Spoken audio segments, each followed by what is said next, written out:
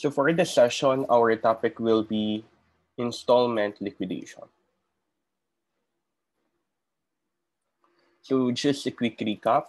We said that on your liquidation, we are already ending the business of the partnership. And in liquidation, we have two types.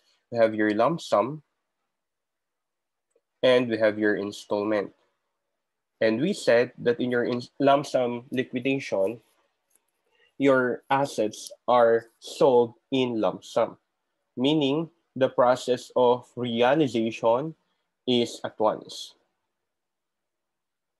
While in your installment, the process of realization is piecemeal. Okay? The process of realization is piecemeal. So before in your lump sum, we have your steps. So the first step is, of course, to sell the assets. And then we have your priorities of payment. So first, we pay your outside creditor. But before paying your outside creditor, by the way, we first pay your expenses, And then we pay your outside creditor, we pay inside creditor, and we pay partners. Now, in your installment liquidation, what are the steps? So the following are the steps in your installment liquidation. First, we have your selling of assets. Sell the assets. So we have your realization of assets. And then still we pay expenses. Third, we pay outside creditors. However, this is only partial. Sir, why is it only partial payment of liabilities? Because guys, we cannot realize all the assets. So whatever is left, you pay first your outside creditors. If there is still excess, you pay the partners. Okay? You pay the partners. However, our problem here, how will we distribute the excess?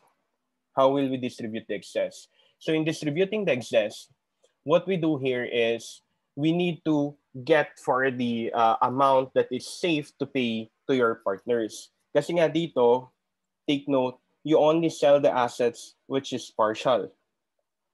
Okay. And then after selling the assets, whatever cash you have, you pay the expenses. And then, if you still have an excess cash, you pay the outside creditors. What if there is still an excess cash? You pay partners. Okay? So your priority of payment, take note, magiging effective na dito. Unlike in your lump sum, dire-diretso lang. Bayad, bayad, bayad, bayad. Diba? But in your installment, kailangan tingnan ninyo kung may excess cash pa. So first, you sell the assets. Kung may cash, bayaran yung expenses. Kung may natitira pa, bayaran yung liability, either at full or partial. At full, kung may excess pa rin, you pay the partners. Okay? Now, our problem is, how do we pay the partners? Now, in your installment liquidation, we have two ways on looking the amount of your payment to partners. We have your safe payment schedule. And then we have your cash priority program. We have your safe payment schedule and we have your cash priority program. So what's the difference here in your safe payment and cash priority? Safe payment schedule is done, or we compute your safe payment schedule every time you distribute extra cash. Okay? So you compute safe payment schedule every time you distribute extra cash. While your cash priority program is computed once only.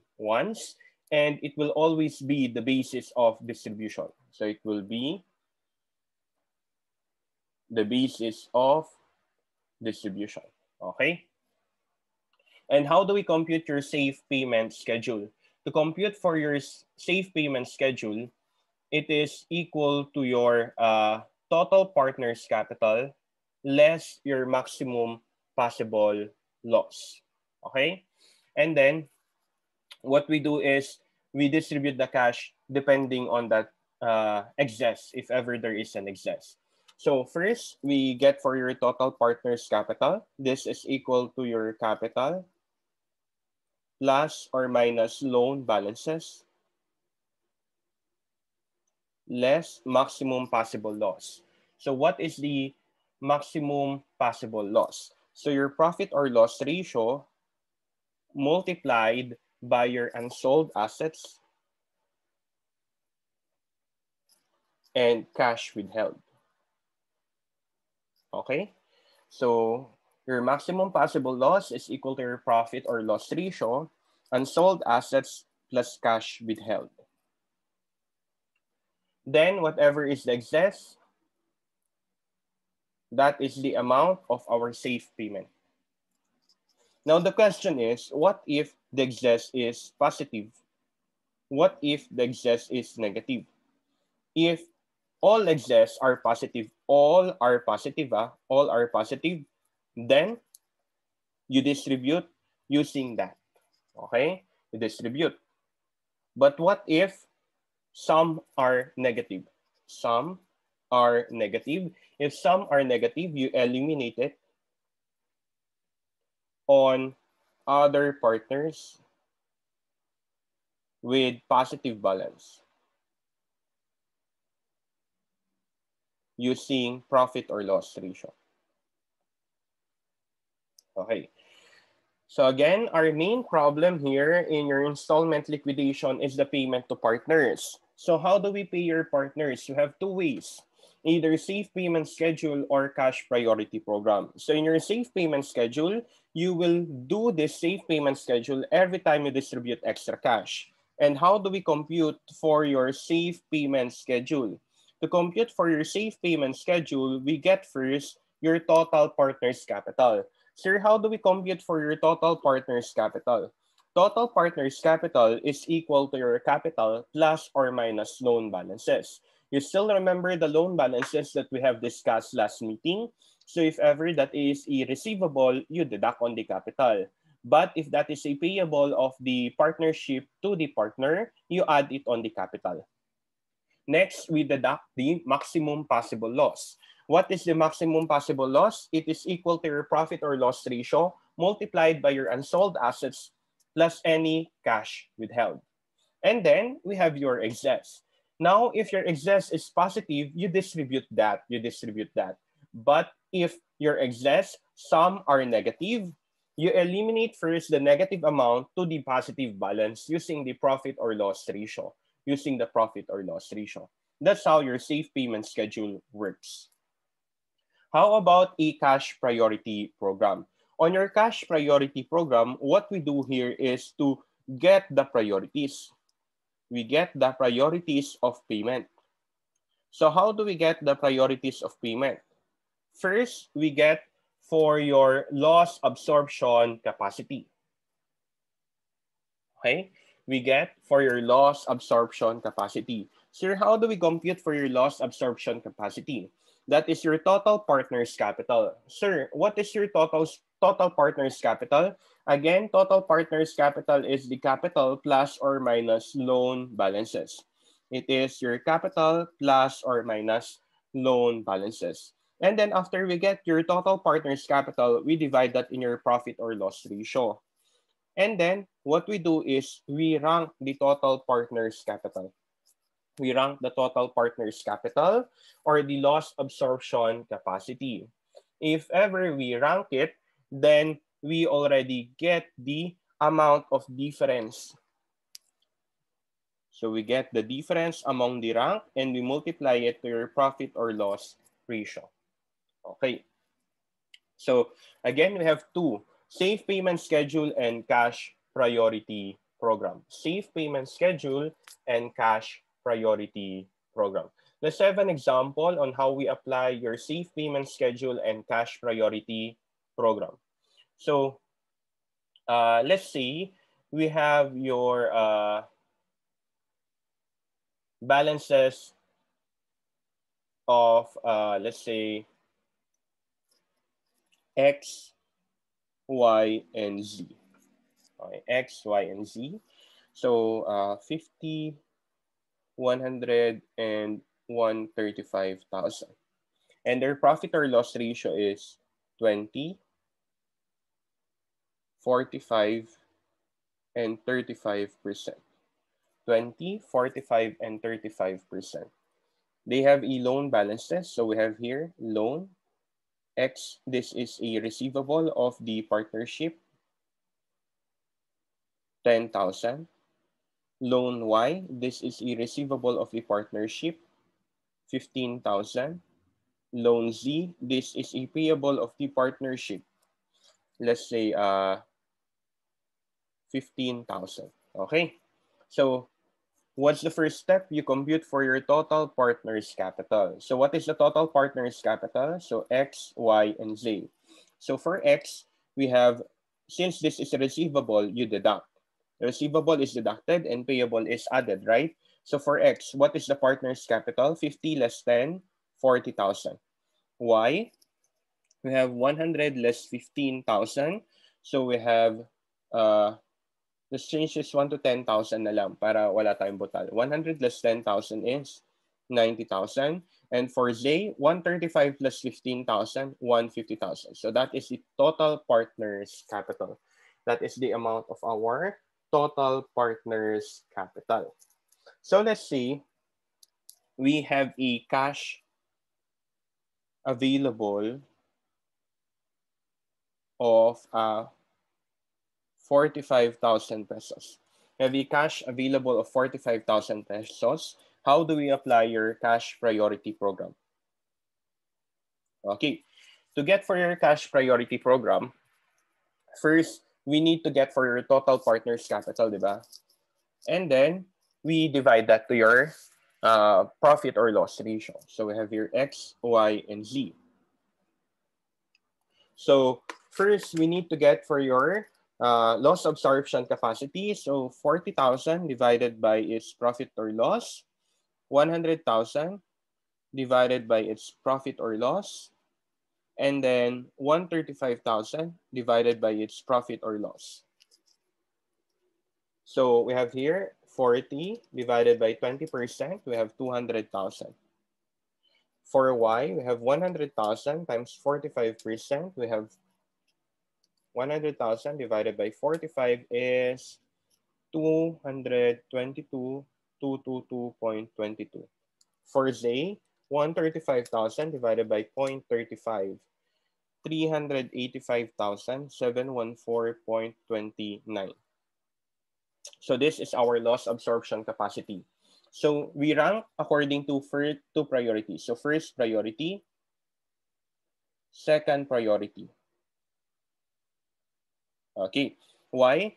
Because in ranking, we just get the difference. We get the difference. So the first difference is, what's the highest? 385,714.29. That's the highest. And then the second highest is 222,222.22. And based on these priorities, you need to deduct. You need to deduct the next priority. So kung 385,714.29 yan, ibabawas mo yung next priority na 222,222.22. Dito naman, i-next mo yung next priority, which is 200,000. So you get the difference now. What is the difference? For the first one, we have 385,000. 714.29 less 222,222.22. We have 163,163,492.07.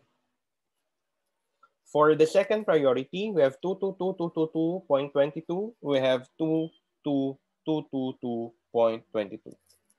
Okay. So after that, since our first priority ay 385,714.29, ano yung next step natin? We multiply the difference to the profit or loss. Okay. So the difference to the profit or loss, so 385,714.29 less 222,222.22 is 163,492.07. I-multiply mo yan doon sa profit or loss niya. So kay Zay, 163,492.07 times 0.35. So we have here 57,222.22.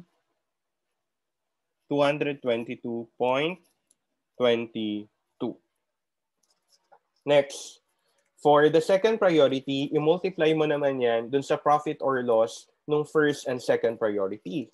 So we have here 22,222.22 multiplied by 45% for Y, we have 10,000. For Z, we have 22,222.22 times 35%, we have 7,777.77. And then if ever we have a remainder cash, we distribute it using profit or loss ratio. So this one is 20, this one is 45%, this one is 35%. Okay, so tanggalin na lang muna natin to para magets natin. Ulitin natin. Okay, to get for your cash priority program, what we do first, ang una natin gagawin ay kunin natin yung total partners capital. So nakuha na natin yan kanina. For X, Y, and Z, so we have here 40,000.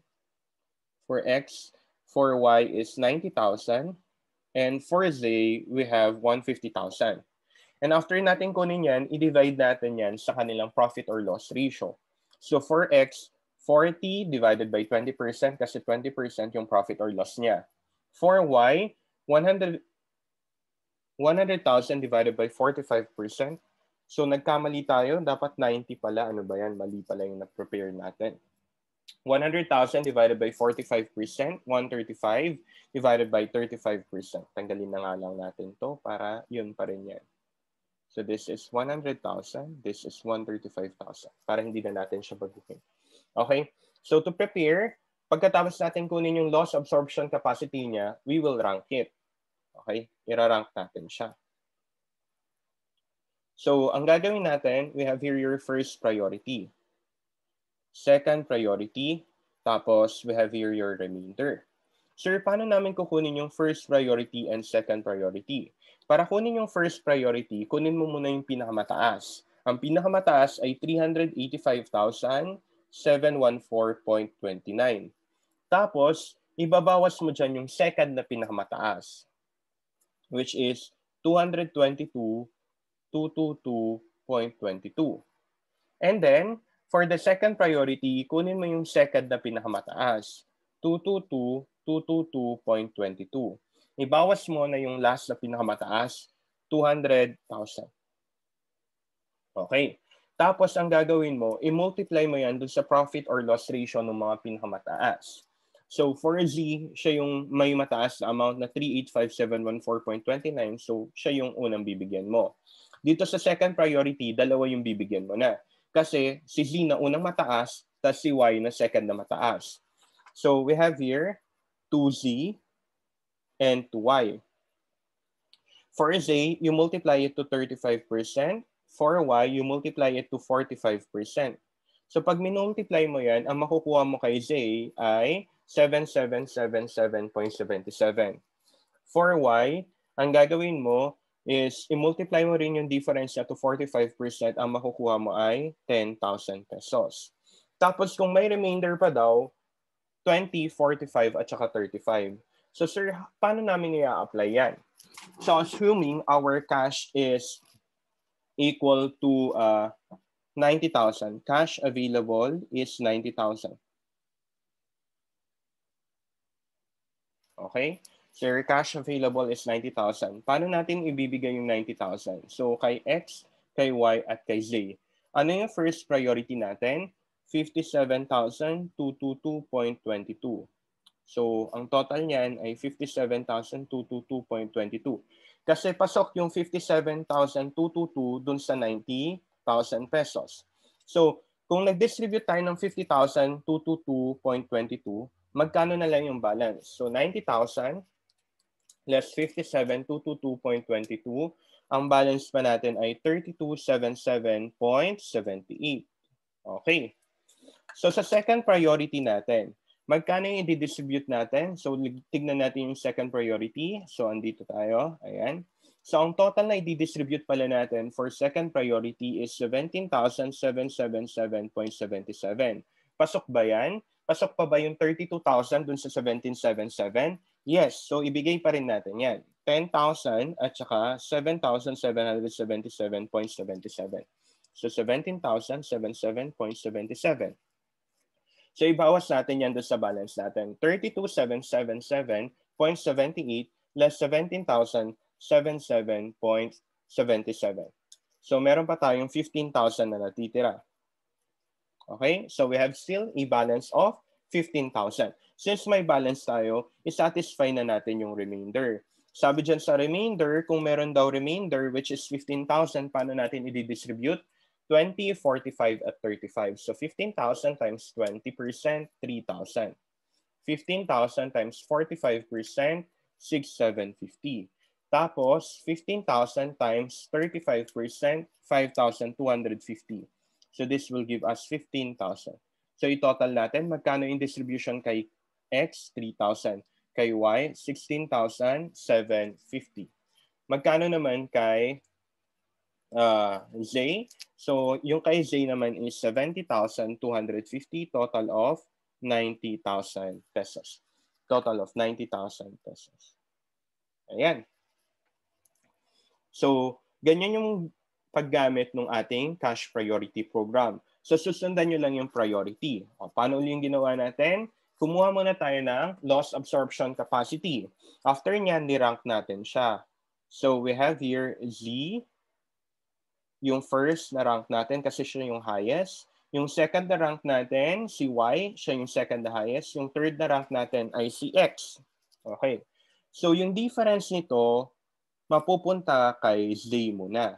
Yung difference naman nito, mapupunta kay Z at saka kay Y. Okay? Tapos kung may remainder pa, mapupunta lahat kay X, Y, and Z using their profit or loss ratio. Ganun yung ginawa natin. So, ginuha muna natin yung difference ng 385 at saka ng 222, minultiply natin dun sa profit or loss ratio. Tapos next, yung difference ng second at third, which is 222 and 200,000, kinuha rin natin. Ibibigay yan kay Z at saka kay Y. Kasi sila yung unang priorities. Kay Z at saka Y. Rank 1 and rank 2.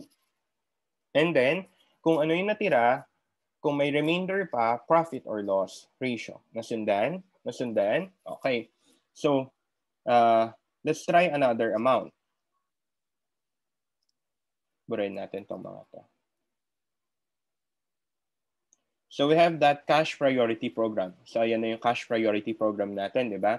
So gagamitin natin yung cash priority program natin palagi. So let's have an assumption. So cash available, first distribution, second distribution, and then third distribution. So assuming ang first distribution natin ay 60,000, ang second distribution natin ay 40,000, and then third distribution natin ay 20,000. Compute for the amount to be distributed to X, Y, and Z. Okay? Compute the amount distribution to X, Y, and Z. So tandaan ninyo na ito ang ating cash distribution program. So this is our cash distribution program. So using that cash distribution program, we use your first distribution. We distribute your first distribution, so X, Y, and Z. And then our available cash is 60,000. What's our first priority? So our first priority is 57,222.22. Para kanino yan? Kay Z. So we get the balance after 60,000 less 57,222.22. We have 27,000. It's 27,000. 2,777.78. Yan na lang yung balance natin. So, for our second distribution, yan na lang i-distribute natin. Tama? Okay. So, paano natin i-distribute yan? Doon sa ating second distribution kasi, we have to Z 7777.77 at kay Y 10,000. So magkano uli yung total nito? 17,777.77. So anong gagawin natin guys? Kunin natin yung ratio niya. 77.77 over 1777.77. Tapos 10,000 over 17,777. So, kumbaga, kunin natin yung share dapat ni Y na 777.77. Yung kay Z pala. Tapos yung kay Y, 10,000. I-divide mo dun sa total niya. 1777.77. Okay. Tapos i-multiply mo dun sa balance. Magkano yung balance natin? 277.78. So times 10,000 divided by 1777.77. Magkano yung kay Y? 1562.50. Magkano naman yung kay Z? So 2777.78 multiplied by 777.77 divided by 1777.77. So magkano naman yung share ni Z? Ang share ni Z ay 1215.28. So magkano total niyan kay Y? 1562.5. Kay Z, we have 57,222.22 plus 1215.28. Okay, so we have here 58,437.5. So na-distribute na natin yung 60,000. Na-distribute na natin yung 60,000. Okay? Next, on our second distribution. Magkano yung second distribution natin, guys? Yung second distribution natin, based sa ating example, ay 40,000. So second distribution, based on our example, is 40,000 pesos. So we have here X, Y, and Z. So first priority. Since na-distribute na natin yung first priority kanina na 57, wala nang ibibigay dyan sa first priority. So second priority, magkano pa din yung balance natin? 40,000 pesos. So second priority, na-distribute na ba yung 17,077.77? Hindi pa. Kasi ang nadidistribute pa lang ay 277.78. So since meron pang balance yan, 17,077.77 less 2,777.78, ang gagawin natin guys, kung magkano pa yung natira, yun yung i-distribute natin for second priority. So magkano yung i-distribute pa natin? 15,000 pesos. 15,000 pesos. So kukunin natin yung 15,000 pesos out of 40,000. Paano yung distribution natin? Kung magkano pa yung natitira for Y and kay Z. So magkano pa yung natitira kay Y? 10,000 yung kay Y, di ba? Magkano yung distribute natin kanina? 1562.5. So 10,000 less 1562.5, we have 8437.5. 8437.5. How about kay Z? Kay Z naman, since meron pa tayong 7,777.77,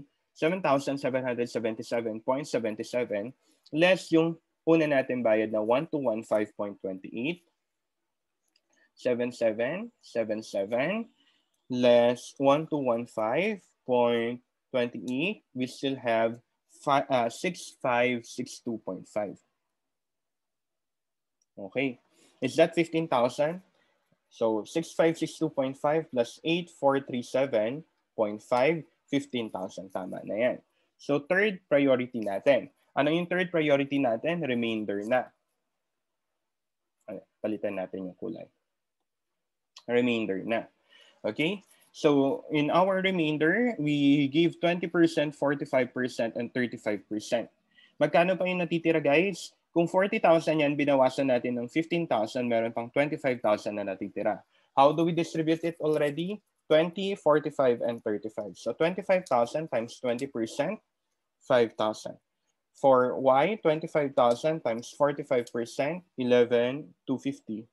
For Z, 25,000 times 35%, 8,750. So let's get the total. For X, 5,000. For Y, we have 19,687.50. And then for Z, 6562.5 plus 8750, we have 15,312.5. Total nito ay 40,000. So, tignan nyo dito sa ating example, guys. We have here your cash priority program, still. Tapos sabi kasi natin kanina sa cash priority program, yun yung gagamitin natin sa lahat ng distributions natin. So, sa first distribution natin, 60,000 pesos. So, ang ginawa natin, based on the 60,000, yun lang muna satisfy natin. So, ang ginawa natin, binayaran muna natin yung first priority na 57,222.22. Tapos, because of that, we have e-balance. So, magkano yung balance natin? 277.78. So, we need to distribute that using the second priority. Kaso, 277 lang yan. Ang ating second priority, ang total niya ay 17,077.77. So, paano natin yan i-distribute? I-distribute natin siya, guys, based dun sa ratio nila. So, anong ratio? Kunin natin yung share nilang dalawa. So, anong share ni Y? 10,000, di ba? Tapos ni Z, 7,700. I-divide mo yan dun sa total na 17,777. So, makukuha natin kay Y, 1562.5, kay Z, 1215.28. Tapos, kunin mo lang yung total niya. 1562.5 kay Y, kay Z, 58437.5. So, na-distribute na natin yung 60. Tapos, on our second distribution, may 40,000 daw na available. So, we still satisfy yung cash priority. First priority, nabayaran na ba? Yes, nabayaran na yan on our first distribution. So, 0 na yan. Okay? Nabayaran na yan kasi nung first distribution, so wala ka nang i-distribute dahil. Doon sa second priority, nabayaran na ba? Hindi pa. Bakit hindi pa nababayaran yung second priority natin, guys? Kasi, kanina, ang balance natin is 1777.77. Tama? Magkano lang yung na-distribute natin kanina? 2777.78. So magkano pa yung balance natin? 15,000 pesos. Yun yung i-distribute naman natin. So i-satisfy natin yan. Paano natin yan isa-satisfy? So 10,000 yung kay Y. Tama? Magkano na-distribute kanina? Ang na-distribute kanina ay 1562.5. So 10,000 less 1562.5, we have 8437.5. And then, meron tayong 7777.77 kay Z. Less, yung na-distribute kanina na 1215.28, may balance ka pang 6562.50. Sir, may nawawalang 0.01. Hayaan nyo na yon. Napaka-immaterial niya. Due to rounding lang yan. Okay?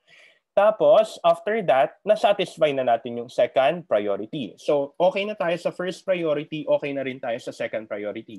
So, ano na yung gagamitin natin? Yung remainder. 20, 45, and 35. Magkano pa ba natitira? Kung 40,000 yan, nagbayad tayo ng 15,000 for second priority, meron pang 25. Remainder na yan. Remainder na siya. So, how much is our remainder? 25,000 times 20%, 5,000. 25,000 times 45%, 11,250. 25,000 times 35%, 8,750. Okay? So, okay na tayo sa ating third priority rin. Nagamit na natin yung first and second priority, nasa third priority na tayo. Tapos, dito sa problem uli natin, meron ba tayong third distribution? 20,000. So, third distribution, 20,000.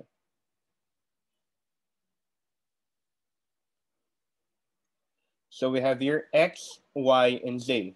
First priority. Nabayaran na ba ang ating first priority? Yes. So, 0 yung ibibigay natin. Second priority. Bayad na ba lahat ng second priority natin? Yes. So, 0, 0 na yan. For third priority, remainder na lang. Tama? So, paano natin ibibigay yung remainder? 20, 45, 35 based on their profit or loss ratio. So, kung meron pang natitirang 20,000, true profit or loss ratio na pala yan. Magkano yung share ni X? Kung 20% niya, edi 4,000. 45% naman ni Y, edi 9,000. 35% naman ni Z, edi 7,000. So, magkano share nila? 4,000, 9,000, at saka 7,000. Okay. So pansinin niyo guys kung paano mag-share ng CPP. Unahin niyo based on the priority. So doon sa first distribution natin, na-distribute natin yung buong 57,222.22. Tapos may natitira pa kasi doon sa 60,000. Paano natin yan i-share? Using the proportion for the second priority. 7,777 at saka 10,000. So total niyan, 17,777.77. And then, after natin ma-distribute yon, meron pa natitirang balances for Y and Z. Magkano yung balances for Y and Z? 5437.54Y, 6562.54 Z. So, isatisfy muna natin yon. And then we go to your third priority, which is the remainder. Now, on our third distribution, since okay na yung first priority, okay na rin yung second priority, and then you go to your third, which is your remainder, 20, 45, 35. Sir, bakit wala nang max yan? Wala na. Kasi hindi na siya amounts, guys. Percentage na lang siya. Nasusundan? So you will distribute based on percentage using the remainder. Wala nang amount. Okay? Sir, anong shortcut para mas madali namin makompute yung 1562.5 at saka 125.28? Okay. Para makuha natin yan, ang shortcut nyo dito is kunin nyo yung profit or loss ratio ni Y at saka ni Z. Ano yung profit or loss ratio ni Y? 45%. Kay Z, 35%. So ang total niyan ay 80%. So ang gagawin nyo, 45 over 80, 35 over 80. So you try 277.78 times 45 over 80. Ang makukuha mo dyan ay, bakit hindi siya nag-balance? 1666. Tapos kay Z, bakit hindi siya nag-balance? Ulitin nga natin guys. 2222.22 times 0.45 is 10,000. And then 2222.22 times 0.35 is 77. Tama naman. 10,000 divided by 1777.77 times 277.78, 1562.5. Tapos, 777.77 divided by 1777.77. Ayan, meron naman.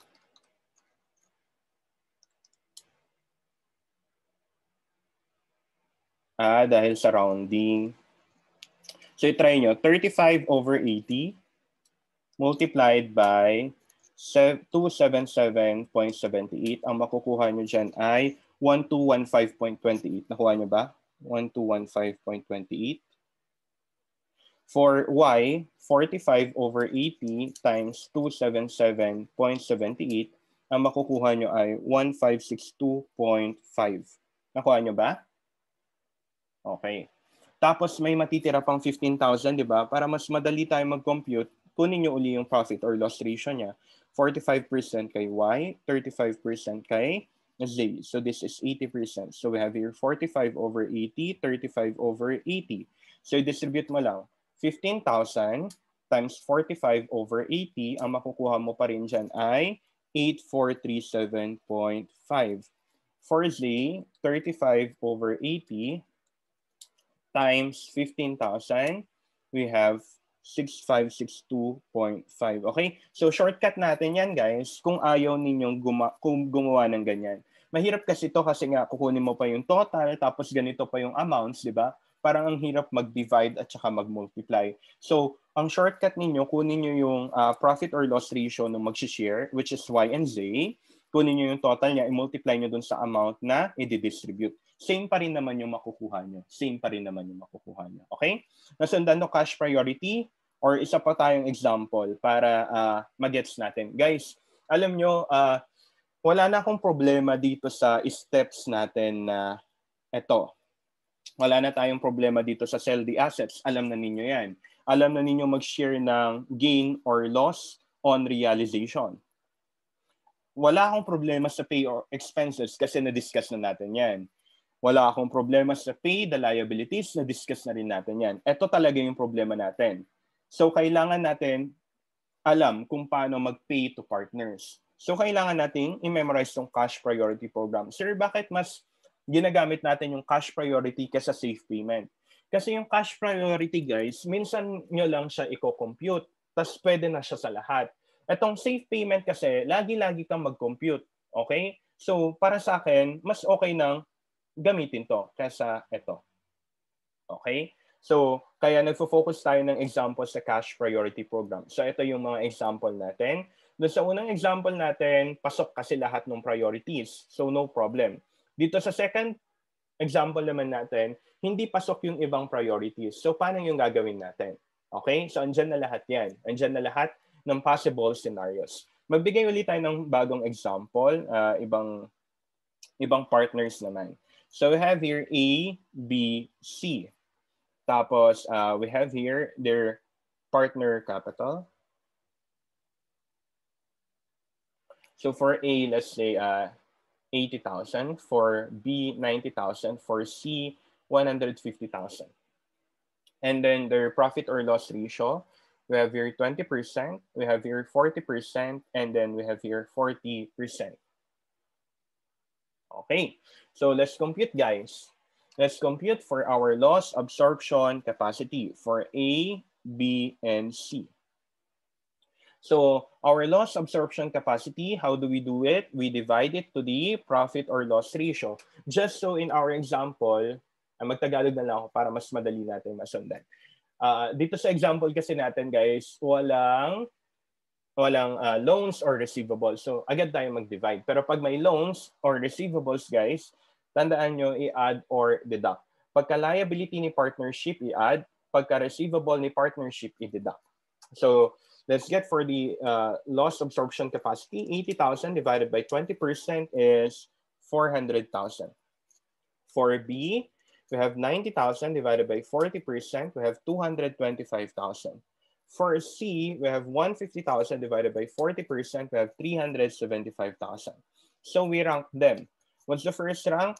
A. The second rank, C. The third rank, B. So anong gagawin natin? So A, C, and B, we have here 400,000, 375, and 225,000. So for A, we have here 25,000. It will be for A only. So the difference of C and B, which is equal to 150,000, will be distributed now to A and C. Whatever is the remainder, again, will be through profit or loss ratio. So gawin na natin yan. So first priority. How much is the difference on our first priority? 25,000. We multiply that to the profit or loss ratio of C. So times 40%. So, no, to A pala. A ang una nating priority, 20%. So 25,000 times 20%, we have 5,000 pesos. We go now to your second priority. What's the balance for second priority? 150. Sir, how did we get 150? 375,000 less 225,000, 150. Sinong bibigyan niyan? Yung first at saka second rank. Okay. So sino yung first rank? Si A. Ano yung percentage niya? 20%. So 150,000 times 20%. 150 times 20%, 30,000. And then, sino yung second rank? Si C. So we have here 150 multiplied by 40% C, tama? So 150 times 40% will give us 60,000. So what's the total of this one? 90,000. Okay. How about our remainder or our third priority? Remainder will be now using our profit or loss. 20, 40, 40. Okay, let's have an example. So let's say our cash available, first distribution, second distribution, and then third distribution. Our cash available is 45,000 for the first distribution. And then on the second distribution, we have 80,000. On the third distribution, we have 30,000 pesos. So how do we distribute that again? We use your cash priority program. So first distribution, we have 45,000. So we have here A, B, and C. So we satisfy your first priority. How much is your first priority, guys? 5,000. So, bayaran natin si A, 5,000. What is the remainder after the first distribution? 40,000 pesos. Our remainder after first distribution is 40,000. So, paano nakuha yung 40,000? 45 dapat yung i-distribute. Nag-distribute ka na ng 5, edi may natira pang 40,000 pesos. On our second distribution, magkano yung balance natin? On our second distribution, we have 30,000 and then 60,000, total of 90,000. Pero magkano pa yung cash natin? 40,000. So hanggang 40 lang yung pwede mong i-distribute. So paano natin i-distribute yung 40 uli? Ano yung shortcut natin, guys? Sino mag-share? Si A at saka si C. Ano yung shortcut natin? Kunin na lang natin yung profit or loss ratio niya. So 2/6. 4/6. Bakit? 20% and 40%, so 60%. Kaya 2/6 at saka 4/6.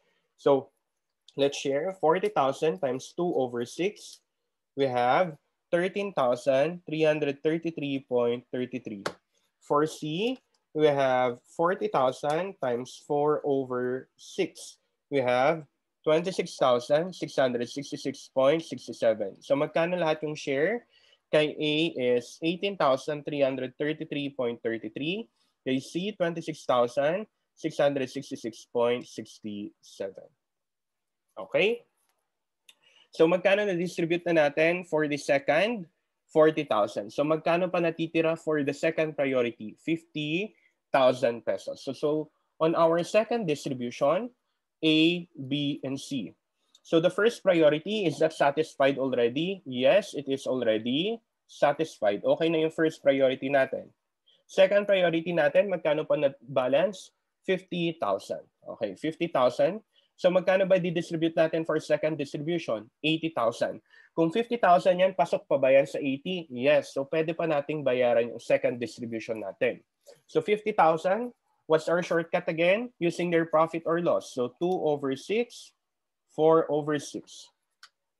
So 50,000 times 2/6, we have 16,666.67. And then for C, we have 4/6 times 50,000 pesos. We have 33,333.33. And then, we have your third priority. Magkano pa balance natin?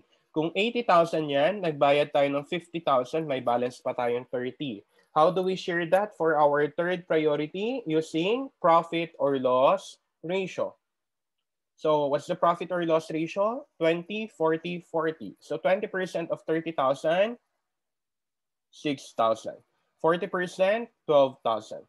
40%, 12,000. So how much is the total for A? 22,000. 22,666.67.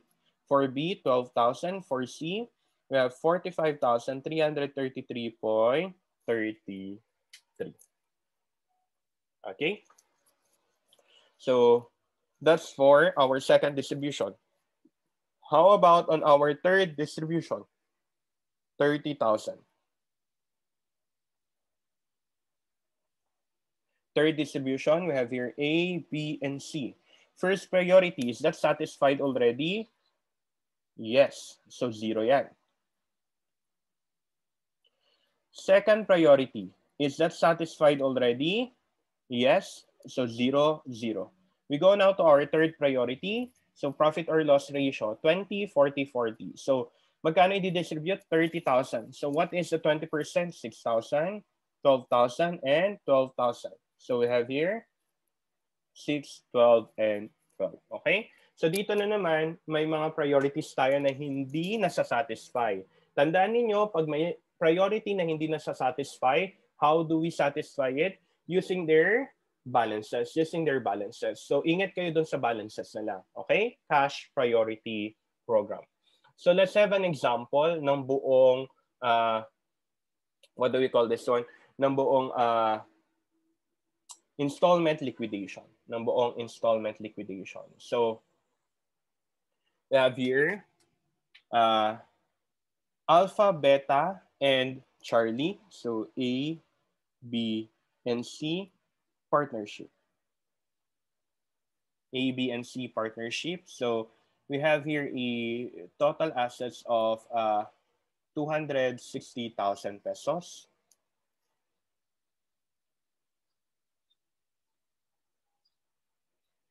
And then we have your capital. So A, B, and C capital. We have 50, 30, and 50,000. And their profit or loss ratio is 30, 40, and 30%. And then we have your liabilities, loan, loan to, let's say, A, 10,000. Tapos, loan to C, 5,000. 5,000. Okay? And then we have your other liabilities, which is equal to 120,000. Other liabilities, which is equal to 120,000 pesos. And then we have your liquidation expenses of 10,000 pesos. 10,000. So assumptions.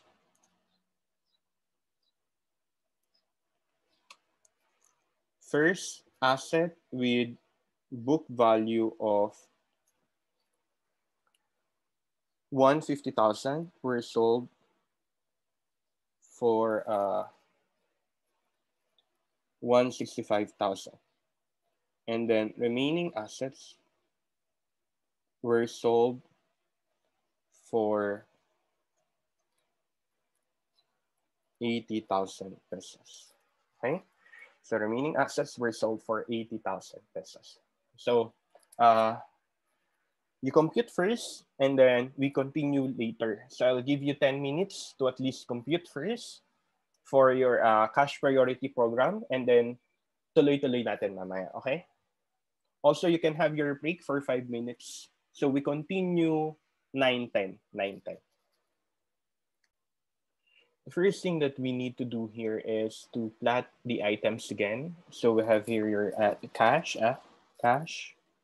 non-cash asset. So we have here your liab.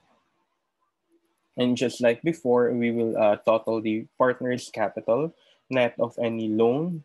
So we have here A, B, and C capital. So in our example, we assume that the total assets pertain to non-cash assets. So we don't have any cash. So our non-cash asset is equal to 260,000 pesos. And I don't know if ever it is balanced. So let's see if ever it is balanced. So for A, we have 50,000 plus 10, 60,000. For B, we have 5,000 plus 30, 35,000. For C, we have 50,000. And then we have a liability of 120,000. So that's total first before we proceed 120 plus 60 plus 35 plus 50. So it's 265,000. I have excess of 5,000. So let's change. Let's say our cash is 5,000. So to equalize only. Okay, so to equalize. So if ever the problem is like this, we assume that the remainder is cash. So we have here a balance of 5,000 for cash. Why? Because the total of these items is 265,000 and we only have a non-cash asset of 260. Therefore, our balance of cash is 5,000. Okay. Now, we sell the assets here by virtue of installment liquidation. Why? The first one is we sell 150,000 asset for 165 and the remainder for 80,000. So the first, we have here your realization of assets. So we realize 165,000 pesos out of 150,000 asset. So we have a gain here. So again, we compare the selling price versus the book value or carrying amount. The selling price of our asset is 165. Our book value or carrying amount is 150. So since this is greater, we have a gain. How do we distribute the gain? So we have 15,000 gain. We distribute it using profit or loss ratio, diba? So 15,000 times 30%, 4, 5. And then 15,000 times 40%, 6,000. And then 4, 5. Next, we need to pay our liquidation expenses. So we have here a liquidation expenses of 10,000 pesos. We have here a liquidation expenses of 10,000 pesos. So we pay our liquidation expenses of 10,000.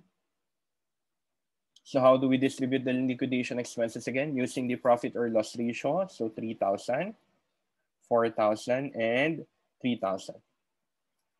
And then if our cash is still enough, we pay the liabilities. So pay the liabilities. How much is our liability? 120. So we pay it 120,000 pesos. 120.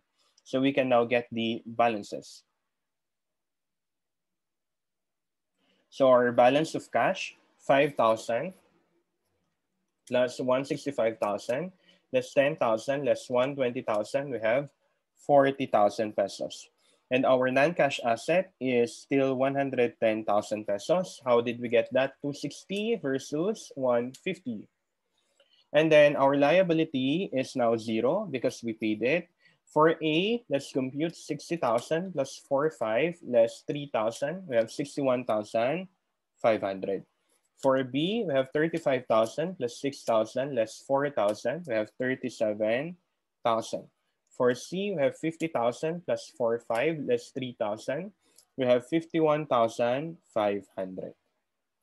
Okay, so our problem now is how will we distribute the 40,000 pesos concerning we still have a non-cash asset of 110,000 pesos. So what do? We first get for our cash priority program. So cash priority program, we get for your partner's capital or your loss absorption capacity. So to compute for your loss absorption capacity, we get for your total capital. So magkano yung total capital natin kanina? 60, 35, and 50,000. So we have here A, B, and C, 60, 35, and 50,000 pesos. And then what we do is we divide it to your profit or loss ratio. We have 30, 40, 30. Okay, 30, 40, 30. So after getting that, we can already compute for our loss absorption capacity. So how much is our loss absorption capacity? So our loss absorption capacity is equal to, first, we have 60 divided by 30%, 200,000. For B, we have 35,000 divided by 40%, 87,500. For C, we have 50,000 divided by 30%, we have 166,666. Okay, 50,000 divided by 30%, 160,000 divided by 30 is, okay, so 166.67. So our first priority, we have 200 versus 166.66. 166.67. So we have 33.33. We multiply it to 30%. We have 10,000 for A. So second priority, the difference between 166.67 less 87,500, we have 79,166.67. Sorry, 79,166.67. We multiply it again to 30%. So 30% is 23,750. And then whatever is the remainder, we follow their profit or loss ratio. We follow their profit or loss ratio. So based on those amounts, we can now compute for our distribution. So how much is our distribution? We only have a balance of 40,000 pesos. So the distribution is 40,000 pesos. So first priority, give to A, which is 10,000. First priority, give to A, which is 10,000. And then we have your second priority, both 23,750. But what is the balance?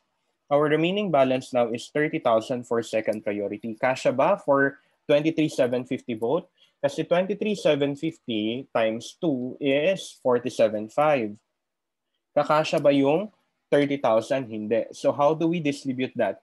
We distribute it, guys, based on their ratio. So ang ratio natin, 30% kay A, 30% kay C. So 3/6. So 1/2 sila. 15,000, 15,000 pesos. Okay? So magkano yung bibigay kay A? 25. Kay C, 25,000. So we pay, and 15,000 lang kay C.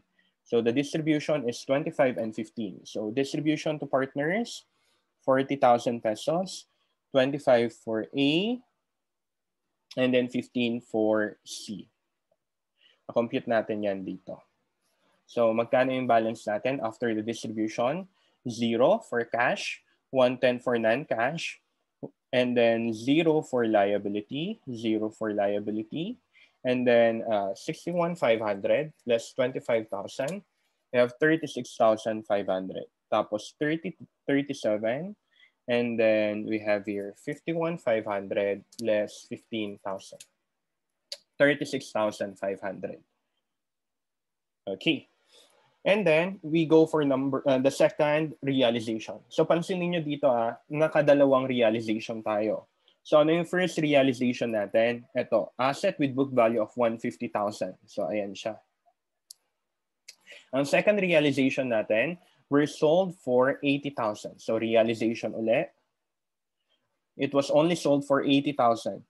So yung 110,000, 110, nabenta for 80. So we have a loss of 30,000 pesos. We have a loss of 30,000 pesos. So how do we share that 30,000 pesos? We share it based on profit or loss ratio. So 30,000 times 30% is 9,000. And then 30,000 times 40%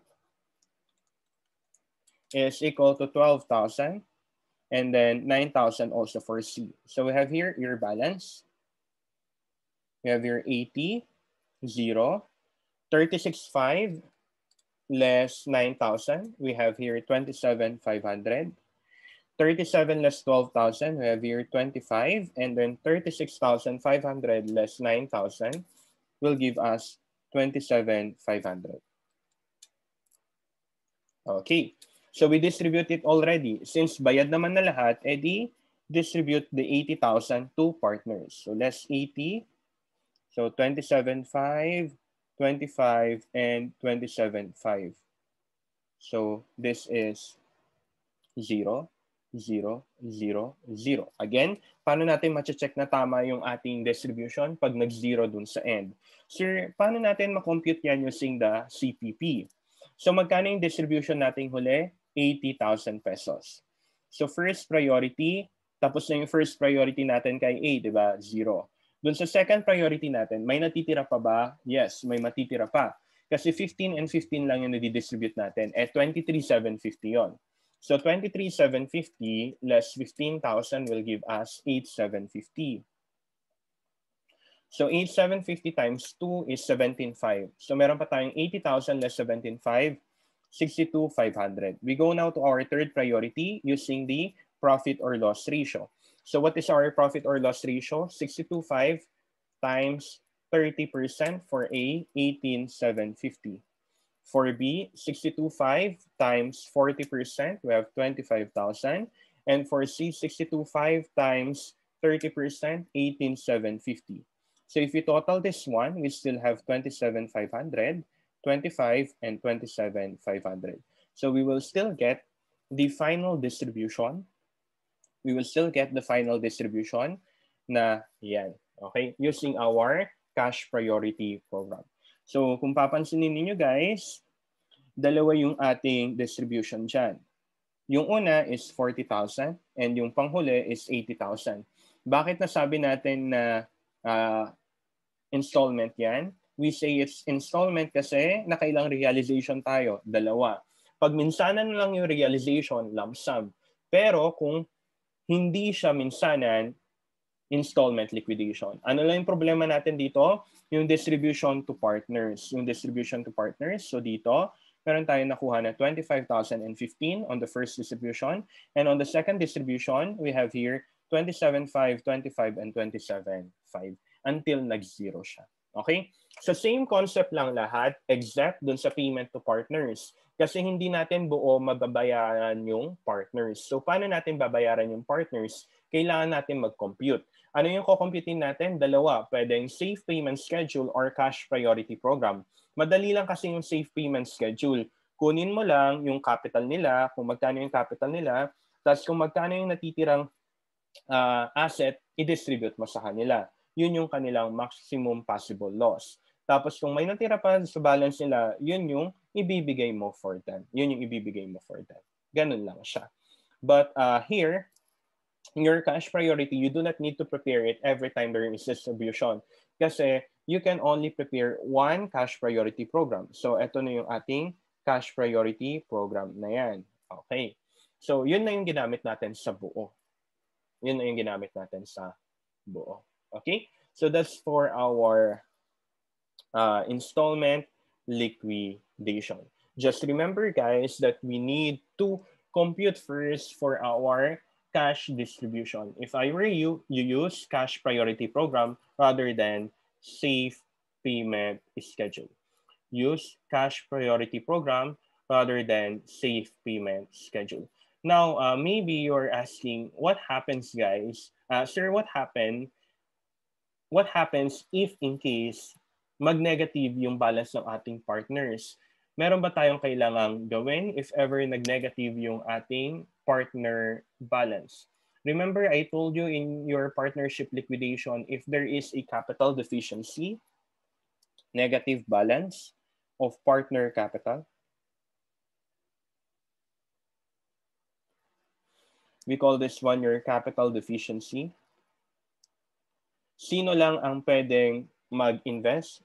Ang pwede lang mag-invest ay si general partner. Kasi nga sabi natin, only general partner is liable to the extent of its personal capital. Even if there is a, what do you call this one? Even if there is already a liability for your personal balance. So kahit negative na yung kanyang what do you call this, capital, kailangan pa rin kumuha dun sa personal assets niya. Kasi nga, he is liable up to the extent of its personal asset. So normally, what do we do if there is a negative capital or there is a capital deficiency? You have your right of offset. Alam niyo naman na yan. So i-offset niyo yung loan balance. Pero pag wala, then what do we do? If that is a general partner and he is solvent, then he need to invest. Sir, kailan namin masasabi na solvent yung general partner? If the personal assets is greater than personal liability. Pero pagka insolvent, anong mangyayari? It will be absorbed by other partners. Okay. How about if that is a limited partner? So whether solvent or insolvent, wala tayong pakialam. Ang gagawin mo, it will be absorbed by other partners. Okay? So una pa lang, doon sa ating classification of partners, we already said this one, that your general partner is liable up to the extent of his personal assets. So look here, general partner, if ever he has personal assets, meaning he is solvent, then he must invest. But if his personal assets is lesser than personal liability, it will be absorbed by other partners. Sir, how will it be absorbed by other partners? Using their profit or loss ratio. Using their profit or loss ratio. Okay? So if there is a problem regarding a negative capital balance, you follow this one. The general partner will share using their profit or loss ratio. But if in case he is insolvent, then it will be absorbed by other partners. It will be absorbed by other partners. So, sir, halimbawa, negative yung capital balance ni general partner na 90,000. Tapos, ang kanyang personal assets ay 100,000. Ang personal liability niya ay 30,000. So magkano lang yung balance niya? 70,000. Kaya niya bang mag-invest? Yes, only up to 70,000. So magkano pa natira? 20,000. It will be absorbed now. Ganun yung magiging epekto niya, guys. Kung ang kanyang personal asset ay 100, ang personal liability niya ay 30,000, solvent siya, tama? Pero hanggang 70 lang. So 90 versus 70, meron pa siyang 20,000 na kailangang i-invest. So kulang siya ng 20,000, paano na yan, sir?